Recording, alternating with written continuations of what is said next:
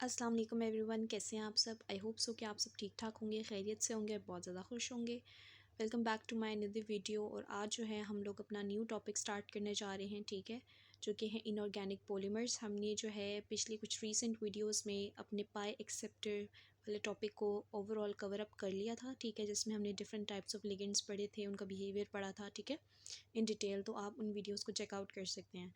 तो आज जो है हम बिल्कुल ही न्यू टॉपिक स्टार्ट करने जा रहे हैं, जो कि पॉलीमर्स का है। पॉलीमर्स आपने मोस्टली ऑर्गेनिक के पॉइंट ऑफ व्यू से पढ़े होंगे, ठीक है, बट आज जो हम कवर करेंगे वो इनऑर्गेनिक के पॉइंट ऑफ व्यू से कवर करेंगे, ठीक है। तो हमें पता है कि पोली का मतलब क्या है, मैनी, ठीक है। पोली का मतलब क्या होता है कि काफ़ी सारा, और मर्स का मतलब होते हैं रिपीटिंग यूनिट्स, यानी कि बहुत लंबी लंबी चेन्स होंगी इसके अंदर, ठीक है, और वो रिपीटेड यूनिट से बनी हुई होंगी, ठीक है।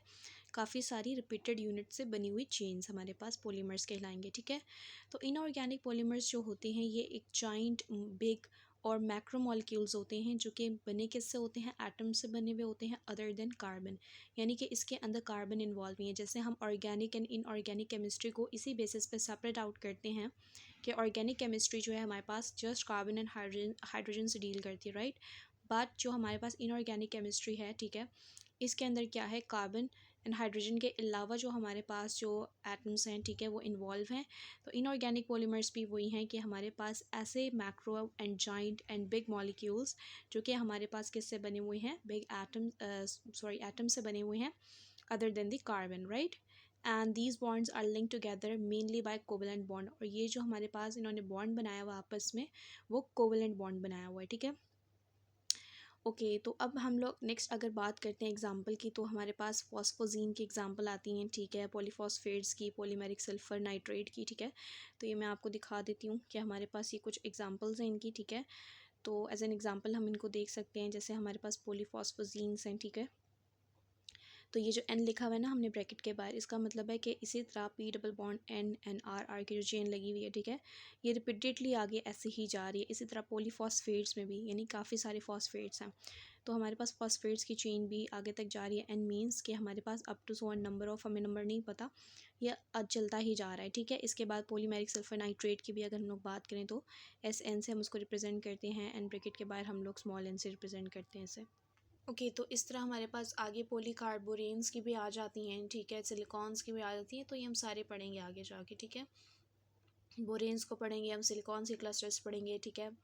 इसके अलावा हम ऑक्सीजन के क्लस्टर्स पढ़ेंगे, फॉस्फोरस के। तो आप देखोगे कि यहाँ पे किस तरीके से जो है इनकी फॉर्मेशन होती है और क्या इनका रोल है, ठीक है, एज एन इनऑर्गेनिक केमिस्ट्री, ठीक है। तो आपको पता चल जाएगा। अब हम एक ये अगर क्लासिफिकेशन की बात करते हैं, तो क्लासिफिकेशन में क्या है कि on the basis of atoms in the polymer skeleton. तो हमारे पास क्लासिफिकेशन सबसे पहली जो टाइप है कि किस बेसिस पे इसको क्लासीफाई किया गया है, एटम्स जो हैं हमारे पास, कि कौन से एटम्स की बेसिस पे, कि कौन से एटम्स जो हैं वो उस पॉलीमेरिक स्ट्रक्चर के अंदर मौजूद हैं, उन बेसिस पे किया गया है, ठीक है। जिसमें हमारे पास सबसे पहला है जी होमो एटॉमिक पॉलीमर्स, ठीक है।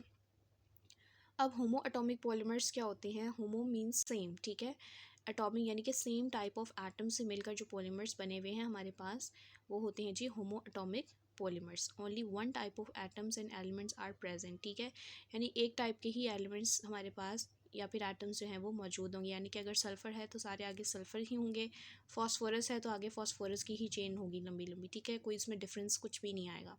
सारे सल्फ़र सल्फ़र की लॉन्ग चेन एंड सारे फॉस्फोरस फॉस्फोरस की लॉन्ग चेन अलग से बनती जाएगी। तो ऐसे पॉलीमर्स को हम लोग बोलेंगे होमो एटॉमिक पॉलीमर्स। उसके बाद आते हैं हमारे पास heteroatomic polymers. Heteroatomic polymers name indicate कर रहा है, हेट्रो मीन्स डिफरेंट, ठीक है, यानी कि हमारे पास डिफरेंट एटम से मिलकर जो पॉलीमर्स बने हुए होंगे उनको हम लोग बोलेंगे हेट्रोएटॉमिक पॉलीमर्स। या फिर ऐसे पॉलीमर्स जो हमारे पास more than one type of element से मिलके बने हुए हैं। जैसे हम लोग सिलिकॉन्स को देखें तो सिलिकॉन के अगर हम पॉलीमर देखें तो सिलिकॉन एंड ऑक्सीजन से मिलके अगर वो बना हुआ होगा तो वो होमो में नहीं आएगा, वो हेट्रो में आएगा। पॉलीफॉस्फोजीन की अगर हम देखें तो फॉस्फोरस एंड नाइट्रोजन से मिलकर बने हुए हैं, ठीक है। तो इस तरीके से हमारे पास है। अच्छा, हमने एटम्स की बेसिस पे इनको क्लासीफाई कर लिया। नेक्स्ट जो टाइप है हमारे pass on the basis of element present, ठीक है। अब हमारे पास कौन सा मेन एलिमेंट उसमें मौजूद है उसकी बेसिस पे भी देख सकते हैं। बोरॉन कंटेनिंग पॉलीमर्स, यानी ऐसे पॉलीमर्स जिनके अंदर बोरॉन मौजूद हो। तो when boron is present, for example borazine B3N3H6 substituted borazine और बोरॉन नाइट्रेट। तो हमारे पास ये वाले जो हैं क्या होते हैं, ये हमारे पास बोरॉन कंटेनिंग पॉलीमर्स, यानी जिनमें बोरॉन मौजूद होगा वो बोरॉन कंटेनिंग पॉलीमर्स होंगे, ठीक है। इसके अलावा हमारे पास अगर हम लोग इसकी फर्दर एग्जांपल देखें, ठीक है, तो हमारे पास क्या आता है, फॉस्फोरस कंटेनिंग पॉलीमर्स भी हैं, सिलिकॉन कंटेनिंग पॉलीमर्स भी हैं, सल्फर कंटेनिंग पॉलीमर्स भी हैं, ठीक है। अगर हम लोग सिलिकॉन कंटेनिंग पॉलीमर्स को देखें, ठीक है, तो ऐसे पॉलीमर्स जहाँ पर सिलिकॉन मौजूद है, फॉर एग्जांपल सिलिकॉन, ठीक है, इसके अंदर हमारे पास क्या है, इसके अंदर हमारे पास सिलिकॉन जो है वो ऑक्सीजन के साथ मौजूद है, ठीक है। फिर फॉस्फोरस कंटेनिंग पॉलीमर्स में क्या है, polymers in which phosphorus is present, metal phosphates या पॉलीफॉस्फेट या फॉस्फोर नाइट्रेट हैलाइड्स, ठीक है। इसके अलावा सल्फ़र कंटेनिंग में सल्फ़र मौजूद होगा, जैसे amide of sulphur, sulphur thiazyl halides वगैरह हो गए, ठीक है। थर्ड कैटेगरी आती है on the basis of method of preparation, के किस प्रिपरेशन से वो है, किस मेथड्स ऑफ प्रिपरेशन से वो तैयार हुए हैं, ठीक है। इसमें सबसे पहले हमारे पास कंडेंसेशन मेथड आता है, ठीक है, और ये आप जो है वो ऑर्गेनिक केमिस्ट्री के अंदर भी पढ़ते हैं, ठीक है।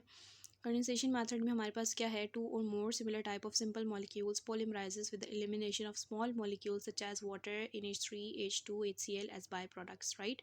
इस मेथड में क्या होता है कि पॉलीमर्स को किस तरीके से तैयार किया जाता है कि हमारे पास दो या दो से ज़्यादा same type of simple molecules होते हैं या एटम्स होते हैं, ठीक है, लेकिन वो सेम टाइप के होते हैं। उनकी पॉलीमराइजेशन करवाई जाती है, कैसे कि वहाँ से जो है वाटर मॉलिक्यूल्स को एलिमिनेट करवाया जाता है, ठीक है, या फिर स्मॉल मॉलिक्यूल्स को एलिमिनेट करवाया जाता है, जैसे वाटर हो गया, अमोनिया हो गया, हाइड्रोजन गैस होगी, ठीक है, हाइड्रोजन क्लोराइड हो गया, ठीक है, इसको एज अ बाय प्रोडक्ट निकाला जाता है।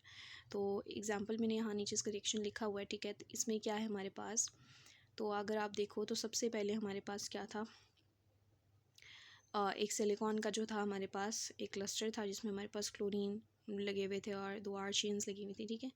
इसमें हम लोगों ने सबसे पहले क्या किया, इसमें हम लोगों ने वाटर ऐड किया।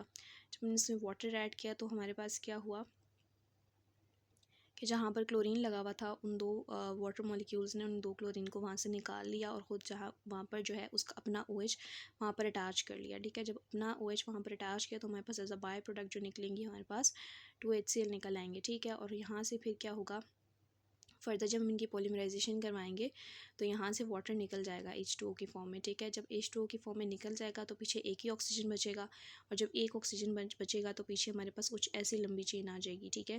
यानी इसमें कोई हाइड्रोजन मौजूद नहीं होगा, इसमें कोई जो है आपके पास क्लोराइड आयन मौजूद नहीं होगा, जस्ट आपके पास सिलिकॉन है, R ग्रुप लगा हुआ है, एंड देन ऑक्सीजन और इसकी लंबी लंबी चेन्स यहाँ पर मौजूद होंगी, ठीक है। आई होप सो कि कंडेंसेशन मेथड आपको क्लियर हो गया होगा।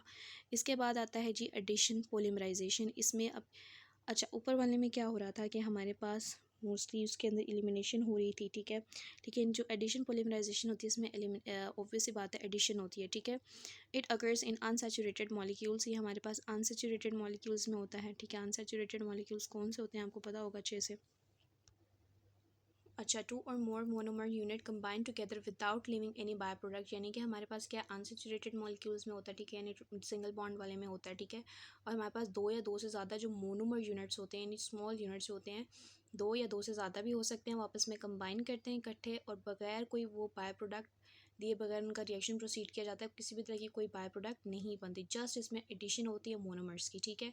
किसी भी तरह की कोई एलिमिनेशन नहीं होती जिसकी वजह से कोई बाय प्रोडक्ट नहीं बनता, ठीक है। For example sulphur trioxide of water gives in the presence of water gives addition polymers, ठीक है, कि हमारे पास अगर जो क्या है सल्फर ट्राइऑक्साइड है, अगर वो उसको वाटर के प्रेजेंस में हम लोगों ने उसका रिएक्शन करवाया तो हमारे पास वो एडिशन पॉलीमर देगा, ठीक है। और ये S8 की चेन बनेगी जो SN तक जाती है, ठीक है। उसके बाद थर्ड हमारे पास जो कैटेगरी है वो है जी कोऑर्डिनेशन पॉलीमर्स, ठीक है। कोऑर्डिनेशन पॉलीमर्स में क्या होता है, in such type of polymers coordinate bond is formed, ठीक है, कोऑर्डिनेट बॉन्ड बनता है, ठीक है, मेटल और लिगेंड के दरमियान में।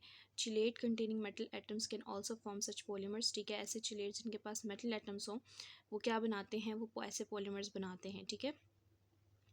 और इट कैन ऑल्सो भी prepare through elimination addition reaction, और ये हमारे पास कोऑर्डिनेट पॉलीमर्स जो हैं ये एलिमिनेशन एडिशन रिएक्शन से भी बन सकते हैं, ठीक है। तो हमारे पास देखें मेटल है और साथ लिगेंड है, और हमारे पास जो है ये चिलेटिंग एजेंट के तौर पर भी काम कर रहा है, ठीक है। इस वजह से जो है हमारे पास कोऑर्डिनेट पॉलीमर्स बनाते हैं। इसके अलावा हमारे पास जो फोर्थ कैटेगरी है वो है जी on the basis of conjugated atoms present. Conjugated atoms जो है अगर मौजूद हैं, ठीक है, तो उनकी बेसिस पे किस तरीके से पॉलीमर्स जो हैं वो क्लासीफाई हुए हैं। तो कॉन्जुगेटेड सिलिकॉन ऑक्सीजन पॉलीमर हमारे पास आ जाता है इसमें। Silicones and related compounds containing polymers, ठीक है, यानी कि सिलिकॉन है और इसके साथ कोई भी कंपाउंड हो सकता है और उसके उन्होंने पॉलीमर्स बना दिए, फॉर एग्जांपल ऑक्सीजन ले लिया, ठीक है। तो हमारे पास इस तरीके से यहाँ पर इसकी एग्जांपल आ जाएगी। उसके बाद कॉन्जुगेटेड फॉस्फोरस नाइट्रोजन पॉलीमर्स, ठीक है, इसमें भी हमारे पास यही है कि क्या हो रहा है यहाँ पर, कि यहाँ पर एग्जांपल ले ली है पॉलीफॉस्फो नाइट्रोलिक हलाइड की, ठीक है, NR2N, ठीक है। तो इस तरीके से हमारे पास ये चीज़ें बनती हैं। तो फर्दर हमारे पास जो है आगे आता है जी कॉन्जुगेटेड सल्फर नाइट्रोजन पॉलीमर्स। इसमें क्या है कि पॉलीमेरिक सल्फर नाइट्रेट होगा, ठीक है, यानी कि ऑब्वियस सी बात है जो बीच में उसका हेडिंग में नाम आ रहा है वही उन्हीं चीज़ों से मिलके उनके पॉलीमर्स बन रहे हैं, जस्ट जनरल सी इतनी सी बात है, ठीक है। हमने 4 कैटेगरीज पढ़ ली हैं, ठीक है। इसके बाद हमारे पास हैं कुछ प्रॉपर्टीज़ इनऑर्गेनिक पॉलीमर्स की।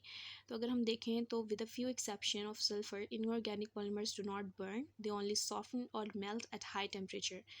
हमारे पास सिवाय सल्फ़र के जितने भी इनऑर्गेनिक पॉलीमर्स हैं वो बर्न नहीं होते। सल्फ़र बर्न हो जाता है बट बाकी नहीं होते, बल्कि ये क्या होते हैं, इनको जब हीट भी मिलती है हाई टेम्परेचर के ऊपर ये सॉफ्ट हो जाते हैं या फिर मेल्ट हो जाते हैं, लेकिन ये जलते नहीं हैं, लेकिन सल्फ़र को छोड़ के, ठीक है। सल्फ़र की एक्सेप्शन है इसमें। इसके अलावा जो इनऑर्गेनिक पॉलीमर्स होते हैं इनके पास क्या है, क्रॉस लिंक स्ट्रक्चर्स होते हैं, जैसे हमने ऊपर देखिए क्रॉस लिंक स्ट्रक्चर्स, ठीक है, यानी कि आपस में उनका लिंक कहीं ना कहीं से निकल आएगा, किसी ना किसी एटम का किसी दूसरे एटम से, ठीक है। तो क्रॉस लिंक स्ट्रक्चर्स होते हैं और ये हाईली डेंस हमारे पास कोवलेंट बॉन्ड से मिलकर बने हुए होते हैं, ठीक है। और जनरली ये बहुत हार्ड और स्टिफ होते हैं देन द ऑर्गेनिक पॉलीमर्स। अगर आप ऑर्गेनिक पॉलीमर्स से इनऑर्गेनिक पॉलीमर्स का कंपैरिजन करोगे तो आप देखोगे कि जो इनऑर्गेनिक पॉलीमर्स हैं ये हार्ड, ब्रिटल्स और हमारे पास स्टिफ होंगे, ठीक है। क्यों? क्योंकि जो इनके कोवलेंट बॉन्ड्स हैं वो हाईली डेंस होते हैं और क्रॉस लिंक स्ट्रक्चर काफ़ी बल्कि हमारे पास स्ट्रक्चर्स इनके होते हैं, क्लस्टर्स इनको जिनको हम बोलते हैं, ठीक है, जो हमारे पास रिंग्स की फॉर्म में भी होते हैं, ठीक है, और केजेस के फॉर्म में भी होते हैं। अब the chain segments between the cross links in polymers have cross link structures are usually short and stiff. अब जो हमारे पास चेन्स ये जो बनी हुई हैं, जिस तरह ऊपर एक चेन बनी हुई है, जो चेन सेगमेंट्स होते हैं ना, और ये जो क्रॉस लिंक्स पॉलीमर्स के दरमियान बने हुए होते हैं, ठीक है, इनके क्रॉस लिंक स्ट्रक्चर्स के अंदर ये यूजुअली शॉर्ट होते हैं, यानी छोटे छोटे होते हैं। आप देखो इतना ज़्यादा गैप नहीं होता, छोटे छोटे गैप के साथ अगला हमारे पास एलिमेंट लगा हुआ होता है, ठीक है। तो ये क्रॉस लिंक तो होते हैं लेकिन ये शॉर्ट होते हैं, शॉर्ट तो होते हैं लेकिन शॉर्ट का मतलब ये नहीं कि वो वीक होंगे, वो जितने ज़्यादा शॉर्ट होंगे उतने ज़्यादा वो हार्ड होंगे, यानी वो स्टिफ होंगे, ठीक है। Most of the inorganic polymers are built up of highly polar repeating units. काफ़ी सारे इनऑर्गेनिक पॉलीमर्स ऐसे हैं जो कि हाईली पोलर रिपीटिंग यूनिट से मिलकर बने हुए हैं, ठीक है, यानी कि क्या है, किससे मिलकर बने हुए हैं कि रिपीटिंग यूनिट्स जो उन्होंने यूज़ किए हैं, जो एलिमेंट्स जो रिपीटिंग एटम्स से वो मिलकर बने हुए हैं, दे आर हाईली पोलर, यानी उनके अंदर पोलैरिटी मिलती है, ठीक है, पोल्स उसके अंदर बनते हैं, ठीक है।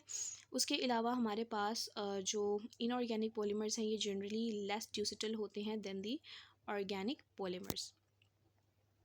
अब इस लाइन का क्या मतलब है, इस लाइन का ये मतलब है कि जो इनऑर्गेनिक पॉलीमर्स हैं, ठीक है, ये कम ड्यूसिटल होंगे देन ऑर्गेनिक पॉलीमर्स। अब ड्यूसिटल का क्या मतलब है, ड्यूसिटल का मतलब होता है कि हमारे पास किसी भी मटेरियल को जो है वो थिन वायर में आराम से जो है वो डीमोल्ड कर देना, ठीक है, उसको जो है डीफॉर्म कर देना। लेकिन हमने अभी ये बात पढ़ी है कि काफ़ी ज़्यादा स्टिफ होते हैं, ब्रिटल होते हैं, जिसकी वजह से ये कम ही ड्यूसिटल होते हैं, इनकी बहुत मुश्किल से ही वायर्स बन सकती हैं, इनको बहुत मुश्किल से ही डिफॉर्म कर सकते हैं हम, ठीक है। लेकिन ऑर्गेनिक पॉलीमर्स जो होते हैं वो ईजिली डिफॉर्म हो जाते हैं।